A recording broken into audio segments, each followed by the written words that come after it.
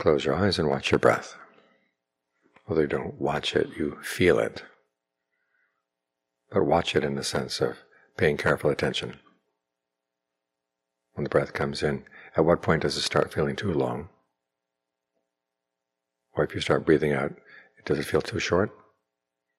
Try to be observant of what's going on. This is the important part of meditation, is being observant, watching what you're doing and seeing the results. And you ask yourself, what kind of results you're hoping for? You're hoping for a sense of well-being inside. First, by making the breath comfortable. And then there's also a sense of well-being where the mind knows that it has some skill for dealing with whatever comes up. If there's a pain in the body, you've been meditating enough to know that there are ways you can deal with the pain, that you don't have to suffer from it. So bring those to bear. Focus on the parts of the body you can make comfortable. And then once they're comfortable, you see if you can spread that comfort to areas that are not quite so comfortable.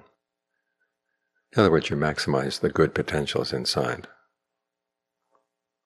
We go through life with so many potentials, both inside and outside, that we don't really take advantage of. Or sometimes we land on some bad potentials.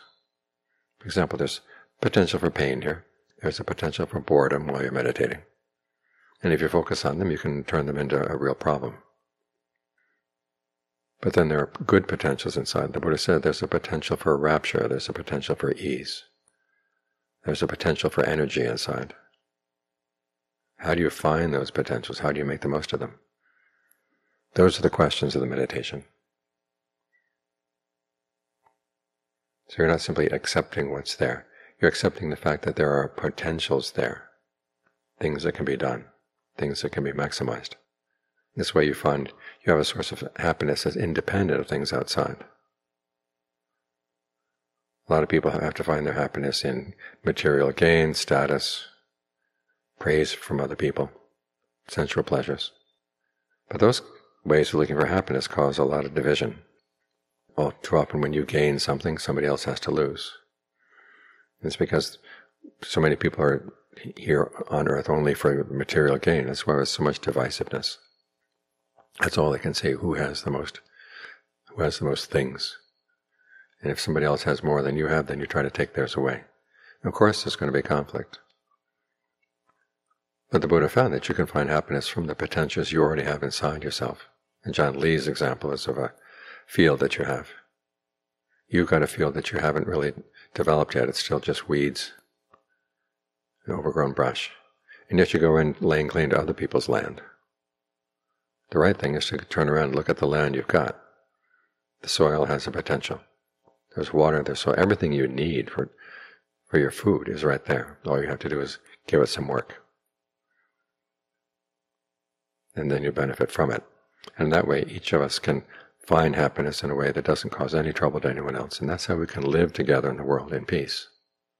Each of us cultivating our own property.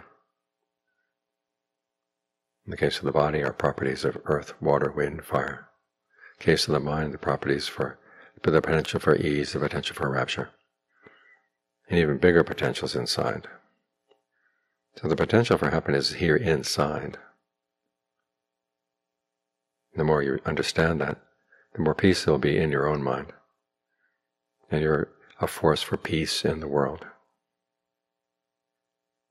Instead of trying to straighten other people out, straighten yourself out. Make use of these potentials. And you find that the happiness they provide is much greater than anything you can get from outside.